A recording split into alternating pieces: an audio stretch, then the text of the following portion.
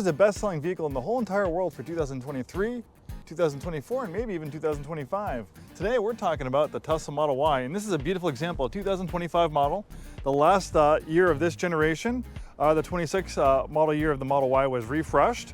Some like it, I think it looks fantastic, but some other people have a fondness for the original design of the Model Y. Obviously they did a little bit of a different theme as far as styling goes with the Cybertruck front end and stuff like that. This is a really nice example. Beautiful color combination on black and this premium white interior. And some people cringe at thinking about, oh, how hard, this is gonna be a really hard material to take care of. It's gonna get discolored and stuff, but I've bought a lot of these Teslas. I've bought and sold hundreds of Teslas over the years. And I've bought Teslas that came in from the auction. We got it off the transporter. The interiors were gross and dirty. The previous owners had dogs. We sent them a detail and they miraculously clean up. This is a proprietary material from Tesla. They source it themselves. We have interior repair guys that do, fix seats and stuff like that, and they can't even find where to get this material. So it's a proprietary material that Tesla has, and it really does a great job repelling stains. It just cleans right up and looks fantastic. This Model Y has a unique feature that we don't always find in compact vehicles. The Model Y is a compact. If you look back here, this has the optional third row seats. Obviously not the biggest seats in the world. They're great for kids, but this is actually a popular feature that a lot of people like. The second row seats, they slide back and forth, they recline. This is a dual motor long range, so it has a motor in the front, motor in the back, making it all-wheel drive. Also making it really quick. It's like having two engines. We have a fully charged range of about 300 miles. And when you're not using the third row seats, they fold flat, expanding the cargo space, and you can fold the second row seats flat, and it's actually a really large cargo area. It has a camp mode. You could actually put a sleeping bag in here. People do it, and you can camp in here. Since we don't have an exhaust system or gas tank, we have a sub trunk, so this is a really deep storage compartment right here. It's like almost having like another trunk. Then we have a large storage compartment on that side, and on that side, lots of storage.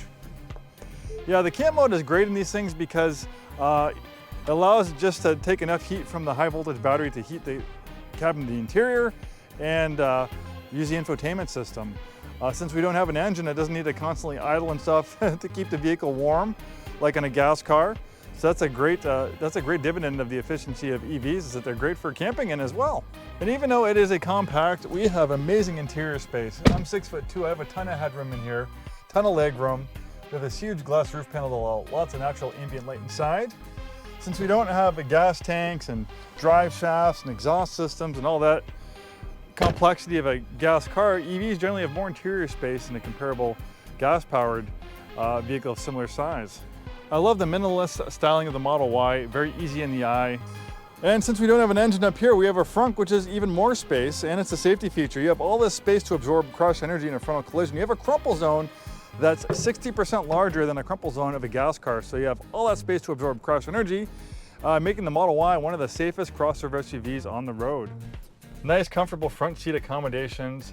The majority of the functionality is in the screen right here, and that is by design. This interior is not overly cluttered by buttons and knobs. When you have hard buttons and knobs, they're there forever. This screen is infinitely reconfigurable. So another important thing about the Model Y is a lot of people are starting to use the full self-driving capability now. This does not have the software. You can either purchase the software for $8,000 or subscribe for $99 a month, but this one has the full self-driving computer 4. Most of the Teslas have the full self-driving computer 3.